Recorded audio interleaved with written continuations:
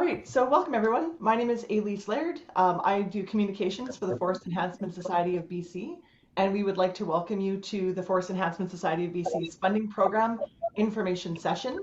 We are recording the session and we'll be posting it on our website after the event, so you are welcome to turn off your camera if you would like.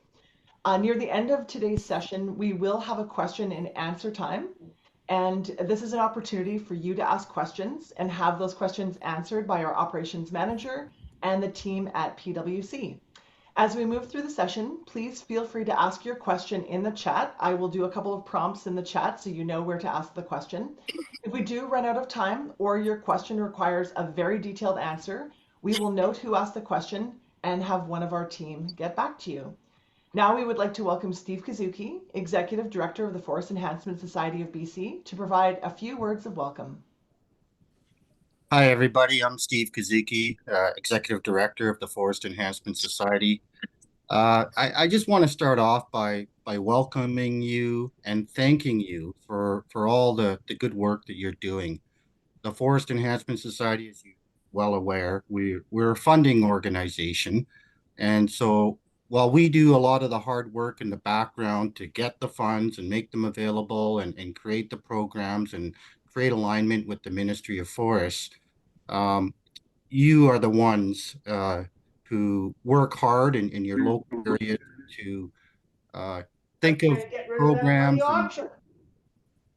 and ideas on good projects. And we're just thrilled to be able to support you in doing that. You are the real heroes of this story. And speaking of stories, as some of you know, if you've been with the program for a while, we do like to share with the rest of the world some of the good work that's going on in forests.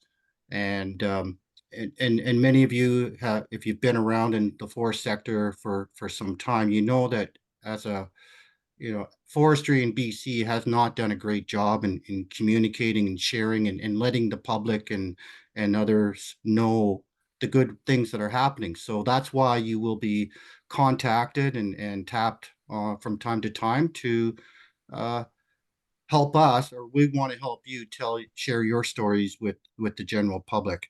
And we think that's really important to build grassroots support for forestry. Some of you have been participating in our program for some time. Some of you are new. I really want to extend a really warm welcome to you because we love to have new entrants. And as you go through the process of applying, you'll be working with our operations managers who have a fair amount of knowledge and expertise. And what we try to do is we help, prompt you to think of other benefits that you can create with these programs. And, if you want to do a wildfire risk reduction program, can you also improve recreation? Can you also improve the aesthetics, wildlife habitat?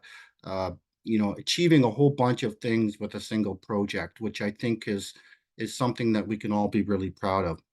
So again, thank you for being here today. Thank you for the hard work that you're doing in doing these applications, and thank you mostly for getting results on the ground. That's what we love to do. And the philosophy at FES is that we try as hard as we can to be customer oriented, which means we're here, and the operations managers, the mantra and our philosophy is that our role is to help you to be as successful as you can be. So with that, have a great day and have a great information session. I'm looking forward to having an overwhelming number of applications because even if we don't have the funds immediately on hand, having an inventory, a large inventory of good projects, worthy projects that are in need of funding helps us to make the case that there's a demand and that there's a need out there on the land base to do more. And that in turn helps us to make a case for more funding in the future. So please don't hold back, submit those applications, and we'll use that as a tool to make our business case. So have a great day. Thank you, everybody, and best of luck to you. Awesome. Thank you, Steve. Now we're going to turn over the next portion of our information session to Brian Watson, Operations Manager with the Forest Enhancement Society of BC. And also he will be introducing our other operations managers as they make presentations. Operations Manager Travis Ensland, Chris McGorlick, and Tyler Field. So over to you, Brian. Thanks, Elise. And thanks, Steve, for that introduction. And just to acknowledge all of your many years of service with FESBC and the provincial government. It's muchly appreciated, and thanks for being with us today. I'm gonna get this PowerPoint going here.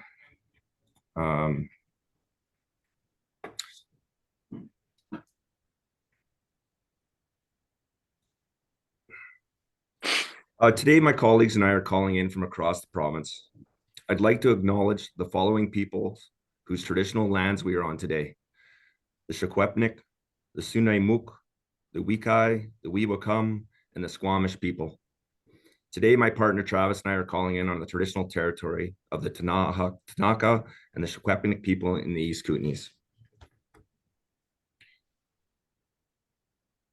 In the brief time we have today, we're going to talk about the new funding and the new programs that we'll be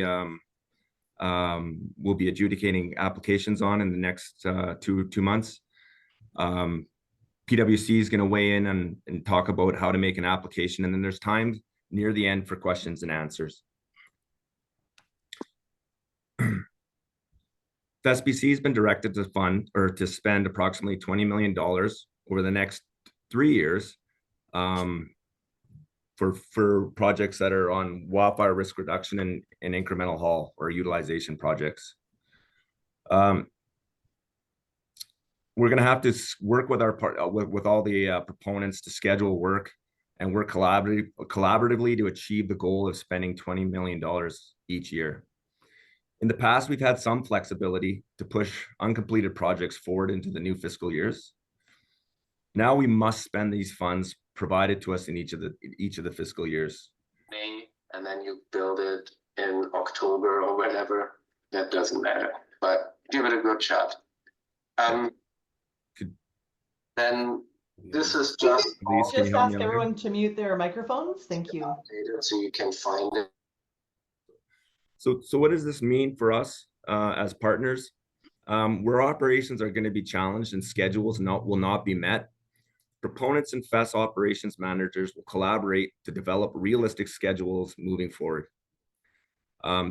Collaboration is critical to the success of us and our proponents, but we also have to be mindful that if we cannot make our scheduled spend, funds may have to be reversed back to PricewaterhouseCoopers at some point during the year.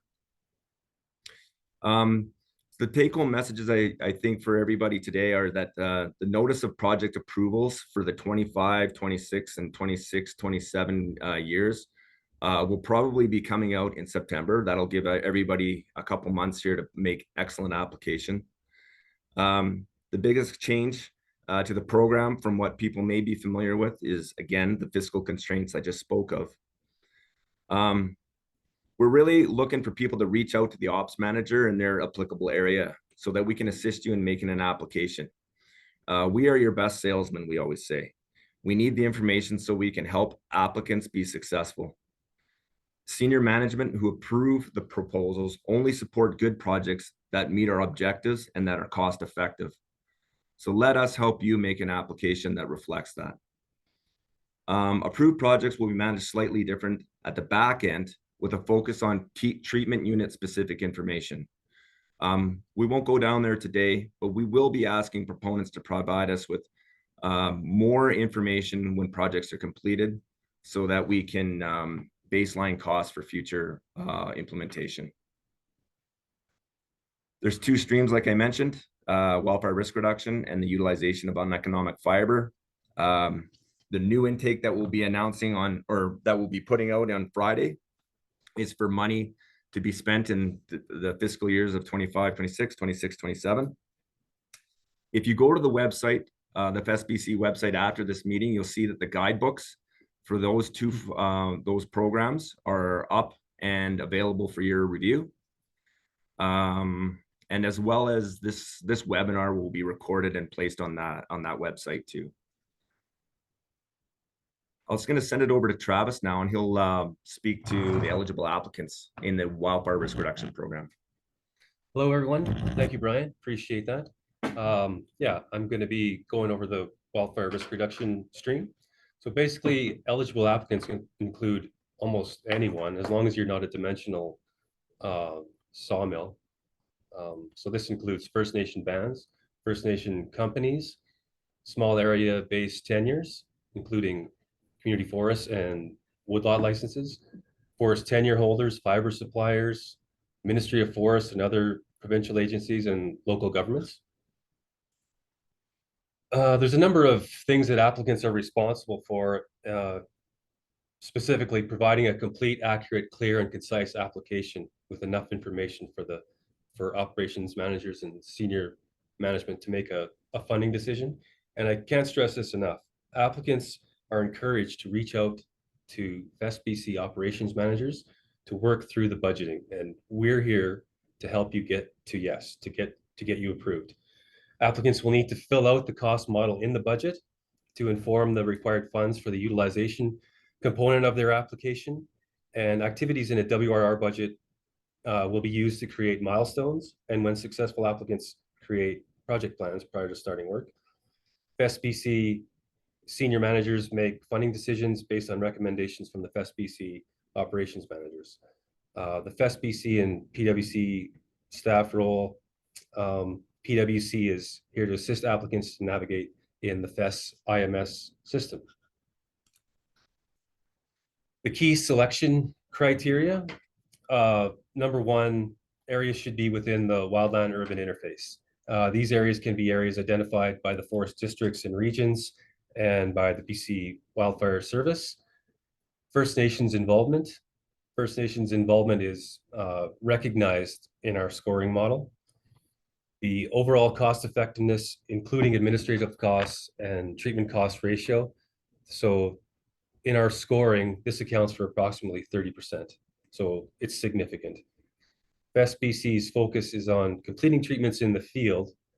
However, prescriptions aren't excluded, and we can fund prescriptions that will fund future work. But applicants that come to us with prescriptions in hand, shelf ready, they'll be scored higher, viewed higher. Optimizing the recovery and utilization of low value residual fiber. FESBC supports and encourages the full utilization of fiber that's produced from WRR activities.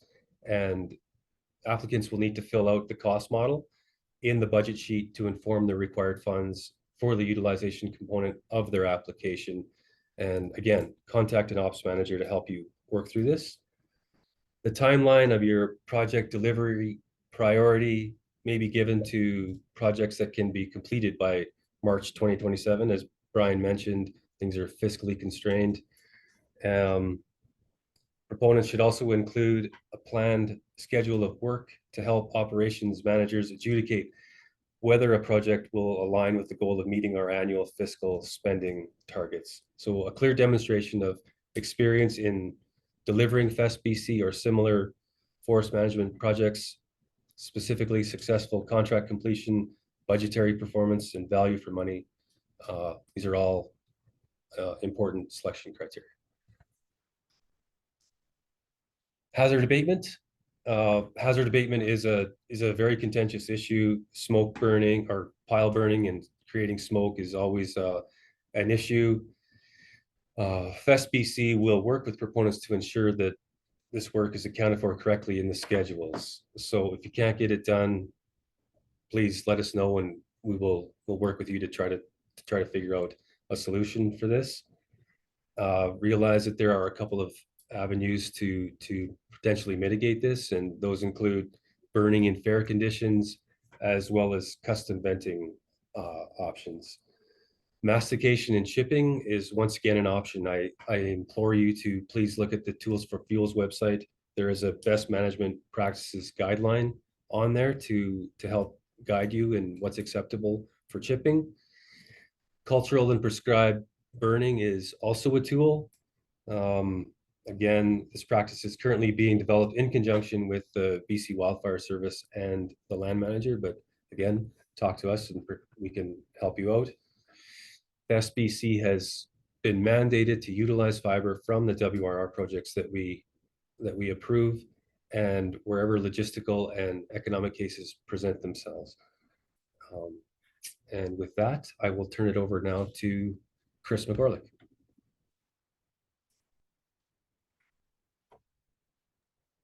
Okay, thank you, everybody. My name is Chris McGorlick, an operations manager based in Nanaimo, BC, in the Traditional Territory of the Nanaimo First Nations. So I will start us off with our fibre utilization program here. So basically, as mentioned, this is one of our two primary streams of funding. Within this, we have basically two different types of utilization that we fund. The primary one is generally concurrent with, oh, sorry, if you go back up a slide there, Brian. Sorry, Chris. Yeah. It's utilization of fiber concurrent with the harvesting or just post-harvest. So this photo nicely illustrates the debris piles that we're attempting to alleviate the burning net necessity for it. So tied into this, it's either we're supporting the transportation of fiber that would be piled and burned, but could be trucked, or the follow-up cleanup with portable grinders that can grind up these debris piles into hog or chips for pulp mills, pellet mills, or cogen plants. So either of those avenues or those opportunities are available for funding. And if you just want to move to the next one, Brian. And then obviously within the news, you've seen all the fires of the last several years. The second portion of our funding is tied into overstory removal and delivery of damaged fiber. This is a pretty tricky one. What we do ask is these types of projects need to be done in conjunction with the local land managers. We do ask for support and buy-in from the district to make sure that this can work. There are a lot of different challenges administratively to tackle these types of projects, and early and open communication between all parties really helps facilitate that and deliver successful projects. Any of these stands that are attempting for this type of overstory removal and follow-up planting, they should tie in with the local land manager's priorities. And we would expect in these situations that the revenue from the fiber utilization here would go towards the overall cost of the project. We would be looking to fund the gap between the revenue generated and the overall costs. So this is something that we definitely suggest the early conversation with the ministry, as we cannot advocate on behalf of any of the proponents for these projects. So this is certainly something that should be discussed with your local districts. So this next slide is, next slide there, Brian. So this is a very simple summary of how we calculate the costs. We have a cost model along the lines of what Travis kind of touched on, which basically we're calculating the incremental net cost to the project, which is calculated via the subtracting your incremental delivery costs from your end product values. The spreadsheets and cost models will be uploaded to the website on Thursday, at which point you can take a look at them. And if you have any questions, follow up with your local operations manager. As far as the end products, we do focus on the secondary facilities. So we do not fund the delivery of logs to primary facilities such as sawmills that would cut dimensional lumber. So our main focus is on pulp logs, biologs, which can go to energy plants or pellet plants, chips that are chipped in the bush, hog from the bush grind debris piles, and then other specialty products that don't fall under dimensional lumber, such as cants, fence posts, and there's a couple other types. But if you do wander into that other category, please touch base with your operations manager to make sure that they are eligible products. So moving to the next one. So the key part of this is what we look at is what we call the incremental costs. And so we really focus in on the individual phases. So working through this, so our forwarding costs, this is any cost associated with moving fiber that would typically be left in the bush to the roadside. This is not meant to cover your normal harvesting costs. As mentioned, we're looking for the incremental cost. So if the wood was already moved to the roadside, that cost would not be eligible. The processing, there is obviously a little bit of extra. Well, apparently our arrows are a little bit out of order here. But moving on to processing, there is some cost to process that final log instead of throwing it into the debris pile. So that is eligible. Loading cost, pretty straightforward. It's you have to load the truck that you wouldn't be loading otherwise. So that would be eligible. Hauling, it's fiber that wouldn't have moved normally. So eligible cost as well. Road maintenance. This should reflect any additional costs associated with the impact of moving that fiber. If there are no additional costs, then it wouldn't be eligible. The on-site grinding and chipping, this is definitely specific to the post-harvest recovery of the debris piles. So, again, have a conversation with local operations manager, but generally this cost is fully eligible. Stumpage, it's the stumpage associated with the identified stratum. So that would be, again, have a conversation with the ops managers to see how that applies based on the facility that you're delivering to. A lot of different facilities have different conversions, different off grades. So this is a good conversation to have in advance so there's no surprises for anybody. And the other cost is just a bit of a catch-all. Basically, it's a significant cost that's not recognized in any other categories. It is something that should be discussed in detail with your operations manager in advance. But an example for this would be barging in some of the interior operations, on coastal operations, in the example of coastal stick scaling as well. So basically, it's anything that's not covered, but we do ask that you follow up with your local operations manager prior to filling this out, because we have found in the past that ineligible costs do kind of show up here, and then we have to revisit it, and it can be a surprise to certain individuals. Moving on to the next one. So this is just highlighting it. This is a challenge we've run into in the past. We just want to clarify. For administration, it is generally associated with a percentage. So what we ask is that on the cost model, you put that percentage in there. It will automatically calculate based on your total funds requested. There will be a slight tweak to this sheet prior to getting posted, but this project administration is intended to cover costs specifically linked to our projects. So this would be the cost of administering the project itself, developing our project plans, doing the final claims, and working with PwC. It is not intended to cover your standard administration costs associated with your general logging or harvesting practices. GST is also mentioned there. If you are required to invoice for GST, it is an eligible cost. This will be a question that will be asked up front. Generally, some entities do not charge GST, but we will want to make sure that that isn't missed at the front stage and that shows up at the invoicing. It just creates a bit of clarity for everybody and helps speed up the invoice reviews, which will keep the payments from being held up. So overall, the intent of our funding is to deliver fiber. Our hope is that there will be actually very little attached to the administration fee, because obviously every dollar that goes into administration does not go to delivering fiber. Moving on to the next one. So this is a bit of a change for an existing proponents. New proponents, obviously this will all be new to you, but tied into our fiscal constraints and ensuring that we get our funding spent in each fiscal year, we are asking for a detailed breakdown of harvest scheduling. So there will be an expectation that there will be a monthly summary and forecast of fiber deliveries throughout the calendar year. This is to ensure that we can track progress relative to the plan, and if we do see any challenges, we can work to address those with the proponent. And as Travis and Brian touched on earlier, this will allow us to manage the funds, that if there's a reverse allocation needed later in the year, we can attack that early on so that it's clearly communicated with everybody, and we can see if there's a way that we can alleviate those challenges. So tied into this, this is why we will be asking for a lot more information this year around costs and volumes. We ask that you provide the best information available at the time. We understand that plans change. This is forestry after all. But the more information we have up front, the better able we'll be to work with our proponents to address some of these challenges. And next one. So just at a very high level, these are the different fields that we look at when we're evaluating projects. obviously we are trying to move as much fiber as possible, so the cost effectiveness is a key driver. We encourage First Nations involvement, either as active proponents or contractors doing fiber or other involvements, facility owners and such.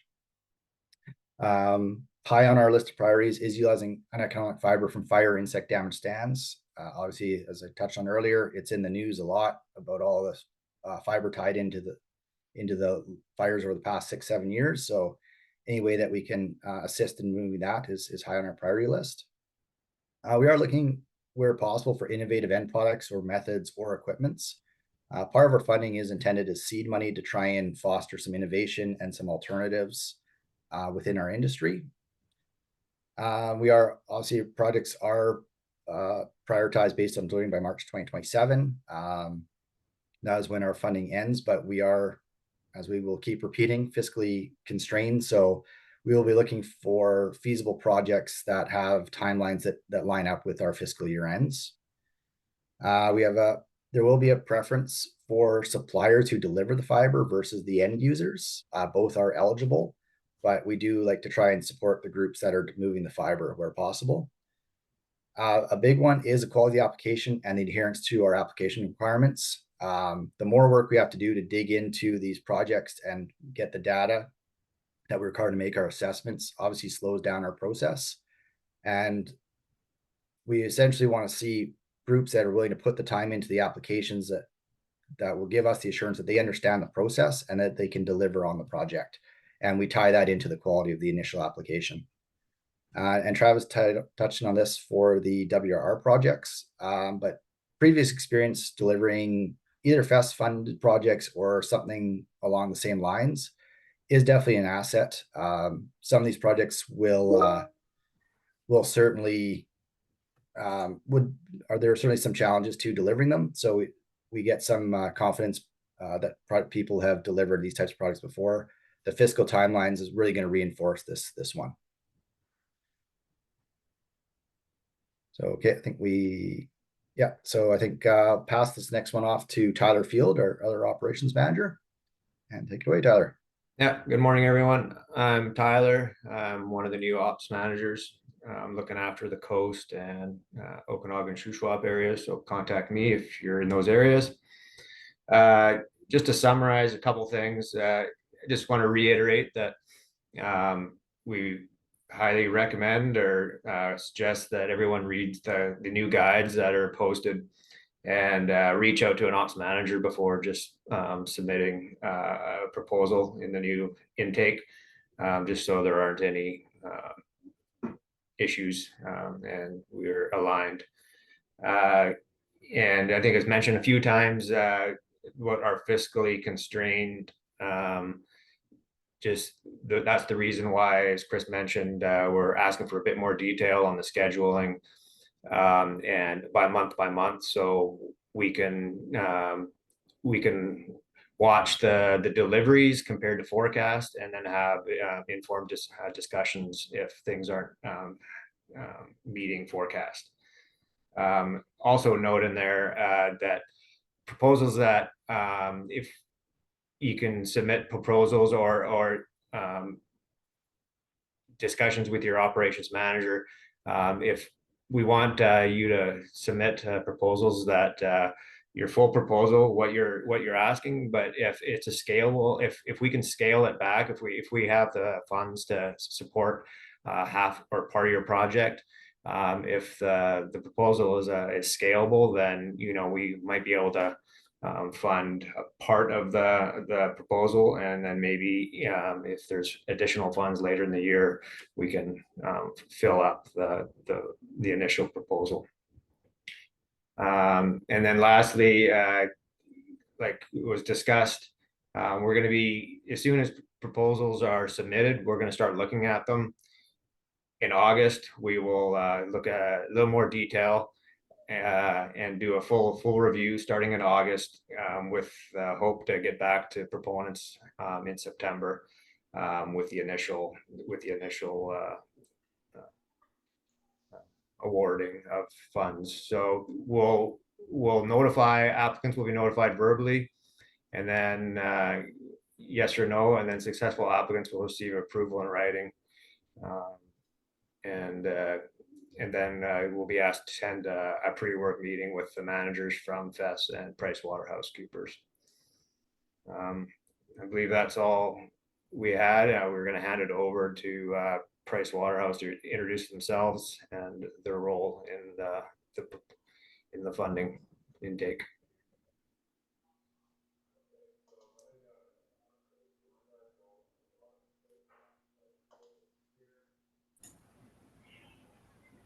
Okay, thanks, Tyler. I'm going to share my screen here.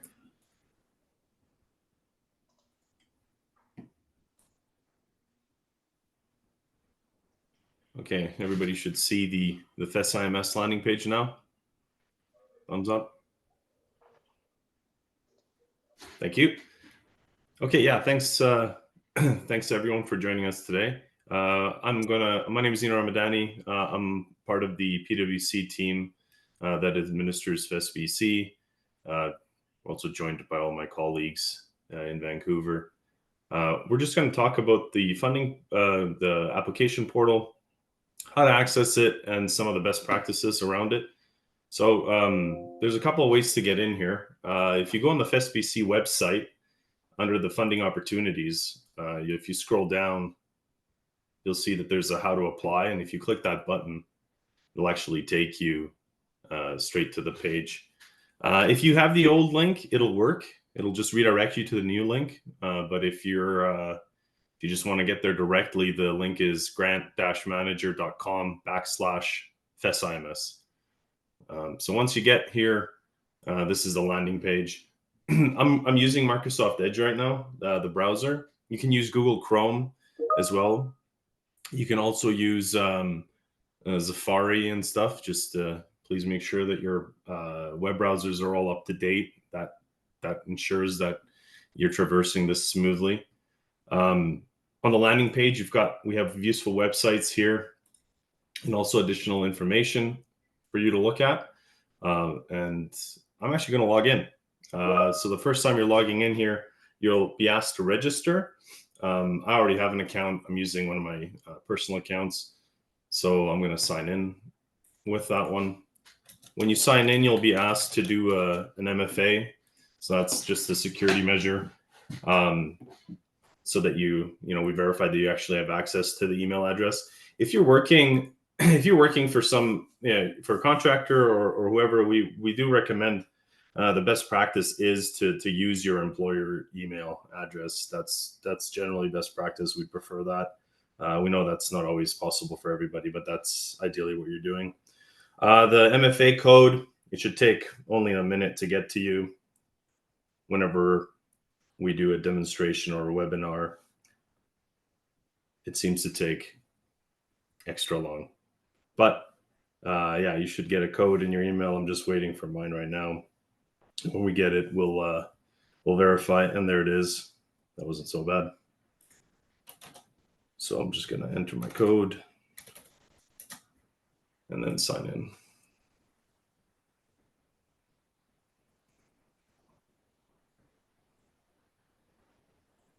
So this is the landing page.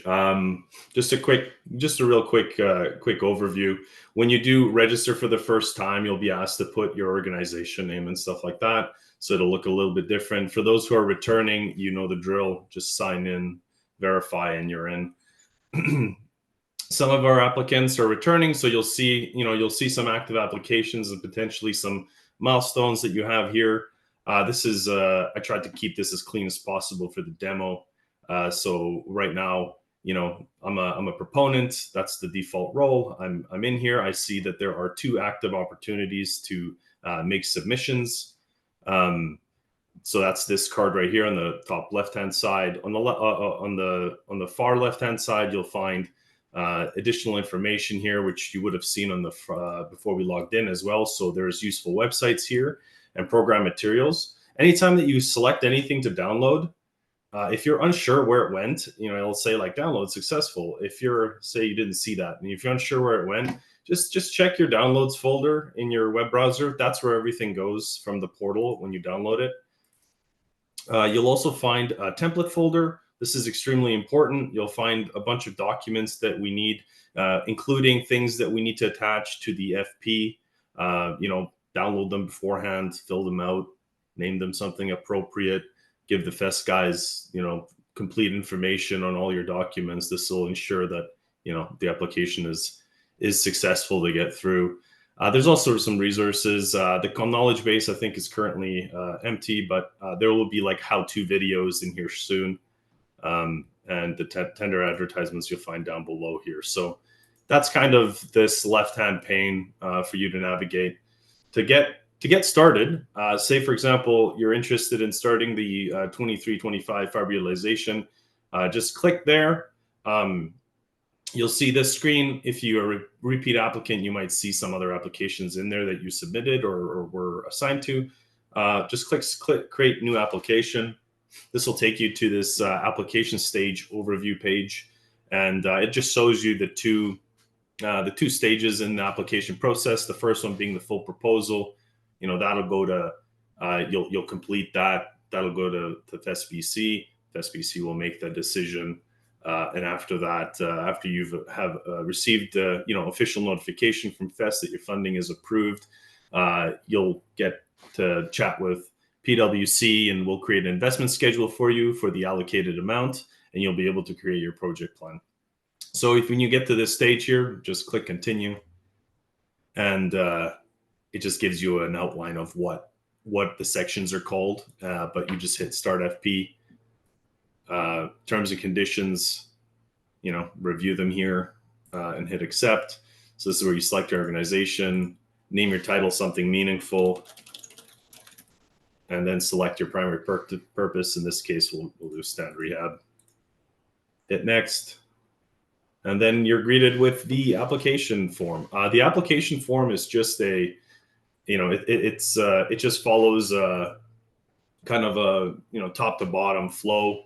You can select the sections on the left-hand side to navigate to them, or you can fill them out here and hit next, and then that'll navigate you to the next section. So just from top to bottom to complete to the end.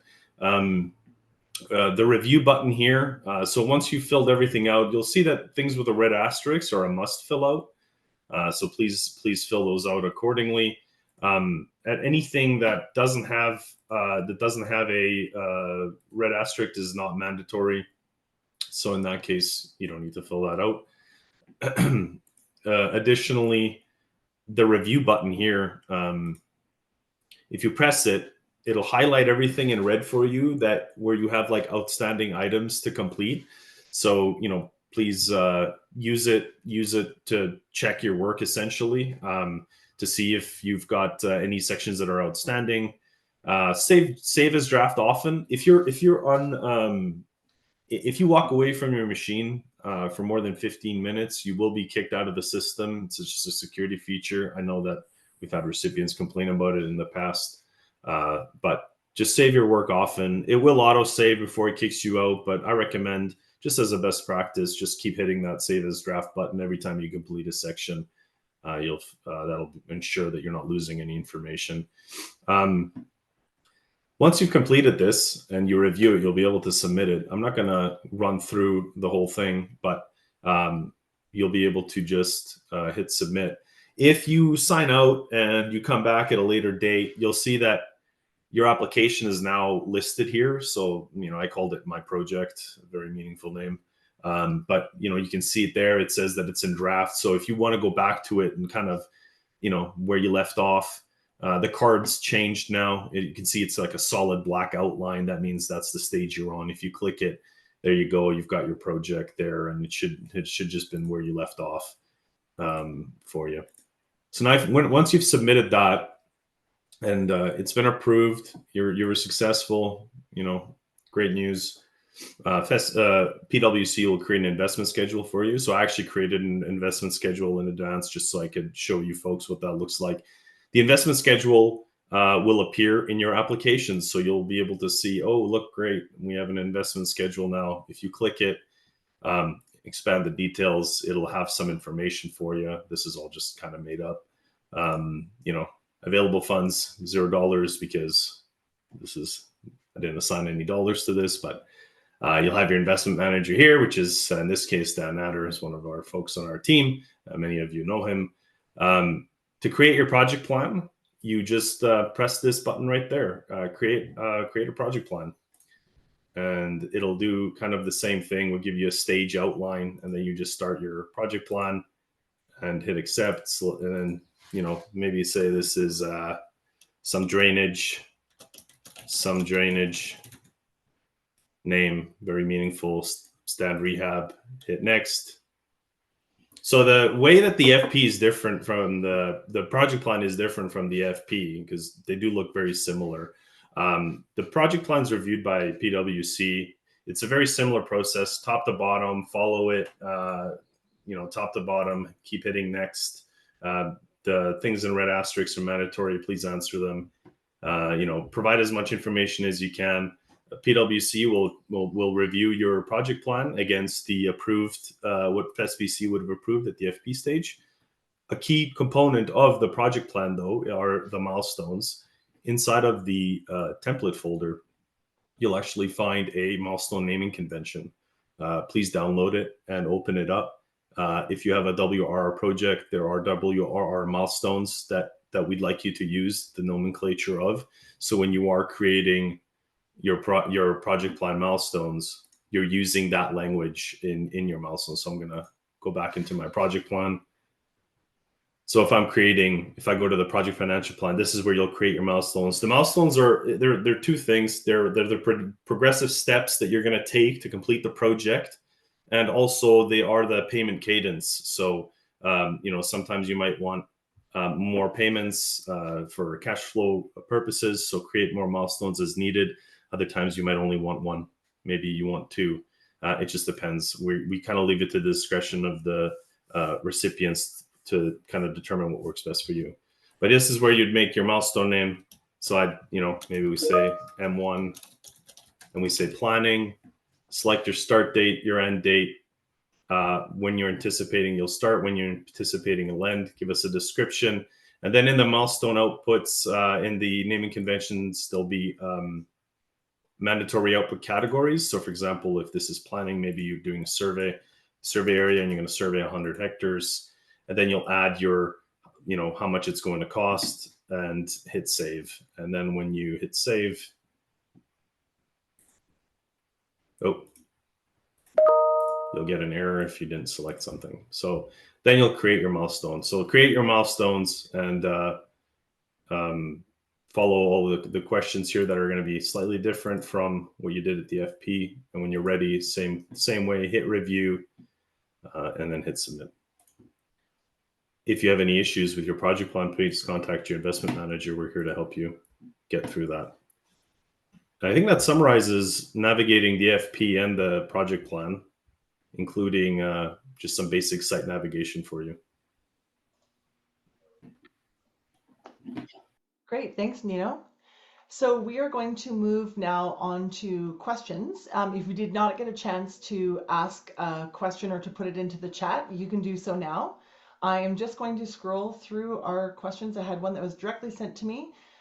This one would be for any of our operations managers with FESBC. And the question is, would a community association be eligible to apply?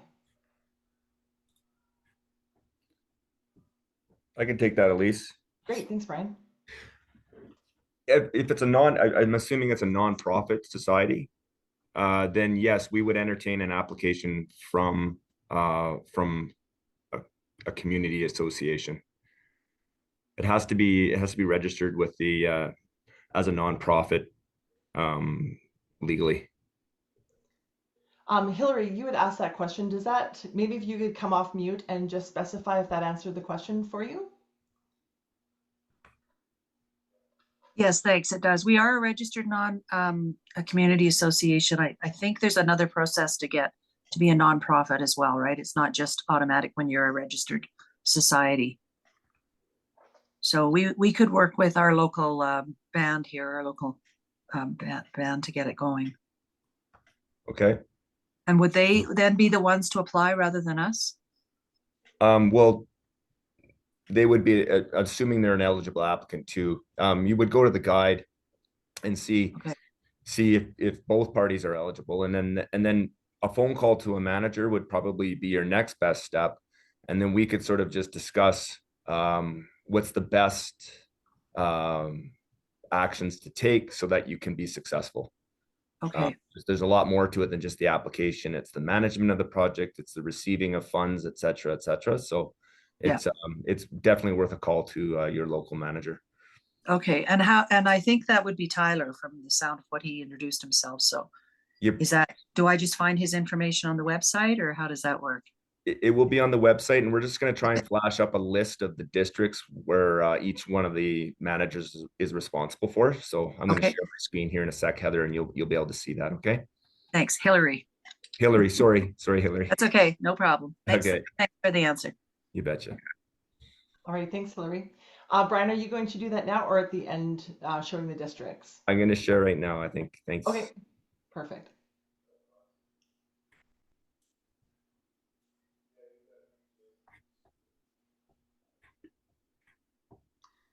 While we wait for you to share that, I'll go into the next question. And Chris, maybe if you could answer this.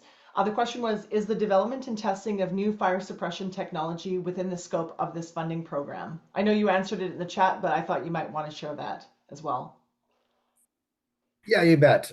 Short answer is no. Our funding is geared towards prescriptions and active treatments. The only way I would really see that coming in is if there was a treatment, say a prescribed or cultural burn, where that technology was being used. But for the actual development and testing, that kind of falls into capital projects and such, and that's outside the scope of our funding. Okay. But that being said, we'd certainly be interested to hear about it, but unfortunately we wouldn't have funds for it right at this time. Maybe Chris, if you could answer this next question. Jennifer Gunter asked this in the chat, but you might want to clarify for the rest of the group. FISM says that the due date is June 30th, 2024 for fibre utilization as along with WRR. Is that correct? Yeah, we will be extending both of those timelines to the end of the year. Those dates were put in place for the existing intakes before we made the determination to extend them. So those will get extended this week. So any new applications for the current fiscal year will be available through the end of the year. We'll get that. I'll follow PwC after this meeting and get that addressed. Perfect. This can be for, I believe, any of our ops managers, although Chris, you might want to answer this one as well.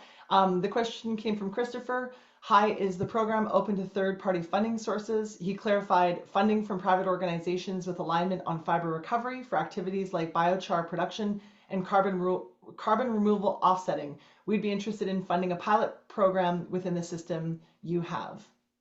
And I will defer to Steve Kazuki if he is still on the call. Oh, no luck there. Okay, short answer is in the past, we have not accepted funding through third parties. It is something that I believe has come up in conversations, but to date, we have only worked under our provincial funding. That being said, it would be worth a conversation with Steve. So Christopher, I can put him in touch with you, and then you guys can have an offline conversation on that. Awesome. All right. Tina asked, can a company submit multiple applications? Our company works all over BC. So Chris, you're spotlighted. You might as well answer this one too. Short answer is yes. We have multiple proponents that work all over the province, and they have applications in specific geographic areas. So no problem there. Perfect. Thank you. Tina, also follow-up question. Will this webinar be available online to access later? And the answer to that is yes. We are going to be, you registered via Eventbrite, so we've got everyone's email addresses. We will send a link. Once we save this and upload it to our website, we will share that there so you can access it at any time. Continue, we've got another 9 minutes left. And we can go a little bit longer if needed. But if you have a question, please feel free to add that into the chat. This next question is the funding only for Crown and First Nations land? So any of our ops managers, is the funding only for Crown and First Nations land? Yeah. Brian, do you want to answer that one? Yeah, you betcha. Good question. It's just for BC provincial Crown land.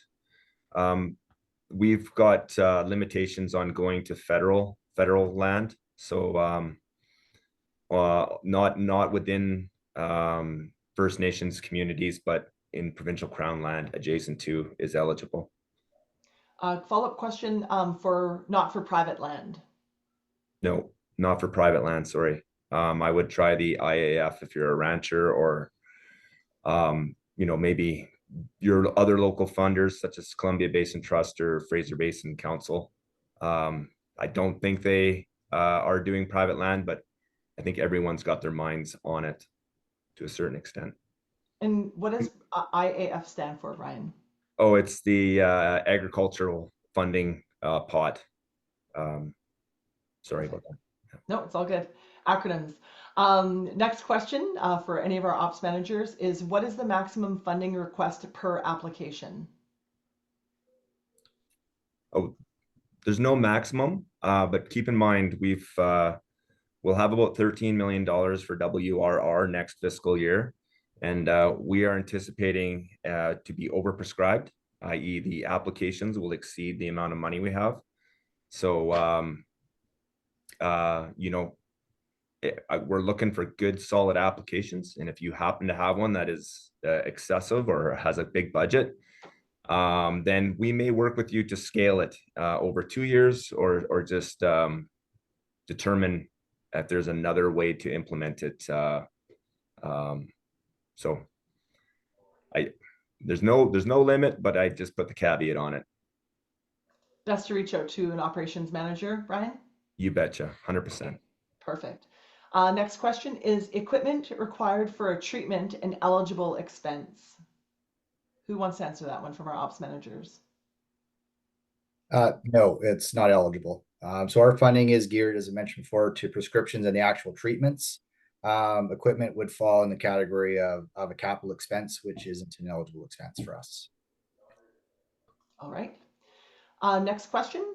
If a proponent is looking for funds to support prescription development and operations, would that fall into a project with multiple applications for each phase, or can you submit an application with multiple phases in one application? I'll take that one. Okay. If the applicant had to do prescriptions this year and treatments next year, or prescriptions next year and then treatments in year 2, would be one application, but would have to sort of demonstrate the various costs by phase in the budget that we give you, and then you would manage it as different project plans as you started to. So it'd be one application. All right. Jessica was looking for some clarification. So to clarify, a project on First Nations reserve land would be ineligible. That is correct. They are ineligible. And I believe Finesse is the organization that you would want to work with. Okay. All right.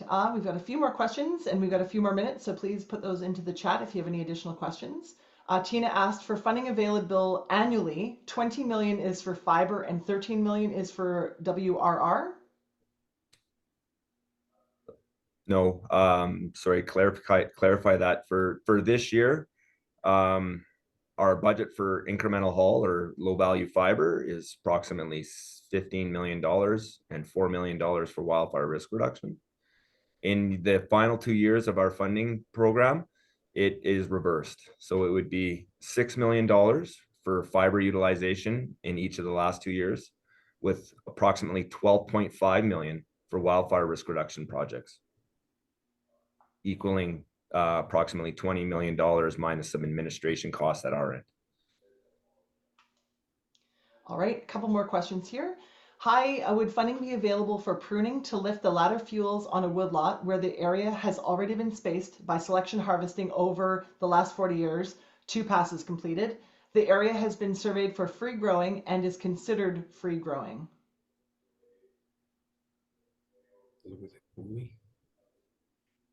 I guess I'd be, you know what, that would be a question you'd want to reach out to an ops manager about. It sounds like you've got a lot of fuel on the ground if it's free growing. And we'd just be curious as to what the lift and the pruning lift would actually accomplish. So that's a phone call question to your closest manager, I think. Okay. George, ideally you see on the screen the operations managers by resource district. So if you want to reach out to one of the guys there, that would be great. I did put in the chat the contact information as well, a link to our FESBC website where the contact information is. Another question, using the WUI for some First Nations and their traditional territories has been a problem in other funding opportunities in the past, as their licenses and territory are located in remote and rural areas outside WUI coverage. Can other factors be considered? Yes, that's a great question. You know, the government program, the wildfire risk reduction program, is really focused in the WUI of our communities. That 1 kilometer zone, I believe it is now. We complement the wildfire risk reduction programs in close proximity to centers. But with our program, we are able to go out and do landscape level fuel breaks, maybe 3 kilometers away from a smaller community. We do have a little bit more flexibility. So yeah, that point we made earlier was a bit more rigid than reality is. Again, contact your ops manager in your area and discuss that project to see you know, how it fits in. I hope that answers your question. Well, if not, they'll be reaching out, so we know that. Okay, perfect. Tina had asked, any recommendations for subcontractors' best practices?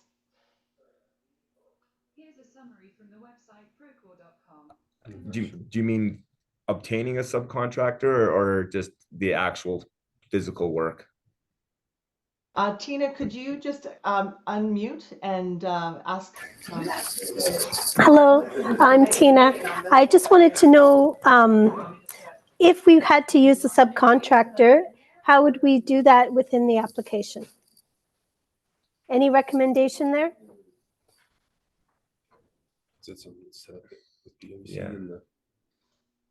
Yeah, I think first of all, Tina, what we need to do is like present a budget to your manager, your ops manager, so that we can just make sure that the costs being presented to us are fair and reasonable. And then there is a process to you. There's a tendering process that we follow with PwC that, you know, should get you on the right track if you're going to use a subcontractor. Quite honestly, I think many of our proponents are using subcontractors exclusively. So there is a way to do it, and it's just a matter of reaching out to us. Great, thank you. You're welcome. Okay, and Steve is here, so we're just going to ask that one question. So Steve, the question was, is the program open to third-party funding sources, funding from private organizations with alignment on fiber recovery for activities like biochar production and carbon removal offsetting? We'd be interested in funding a pilot program within the system you have. Oh, and you just have to come off mute, Steve.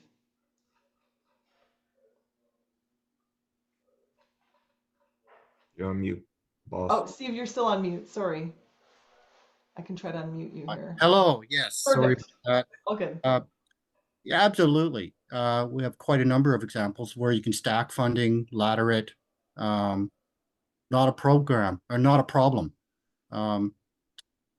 So we're quite receptive to, you know, dovetailing our funding with other, or even, you know, part of a project. So if there's a research component that's piggybacking, or FEST project that's piggybacking on a research program, yeah, we're very receptive and open-minded to that. In terms of your question around piloting and sometimes, yes, absolutely. We're supportive of trying out new things as long as it's operational. And so it has to be, you know, a project that creates results on the ground, and or leads to, you know, supports a project on the ground, like planning and prescription is eligible typically. So we just need to know more details of what you're thinking and make sure that it fits with our aspirations, which is to, you know, do real work on the ground. Great, All right, thanks very much. That sounds great. That answers quite a few questions. Steve, you can reach out to me at the email I provided in the chat. I think that. Yeah, sorry, I won't be reaching out to you, but you should contact our operations managers. Perfect. That's what I'll do. Thanks. Great. All right. Well, we've come to the end of our time and we thank all of you for attending. We just want to say that we are very grateful and we want to acknowledge the financial support of the province of British Columbia through the Ministry of Forests for the funding. Recording of the session will be on our website at www.fesbc.ca this week. We'll also be sending out a message to you as well. We'd like to thank you for attending and have a great rest of your week. Thank you.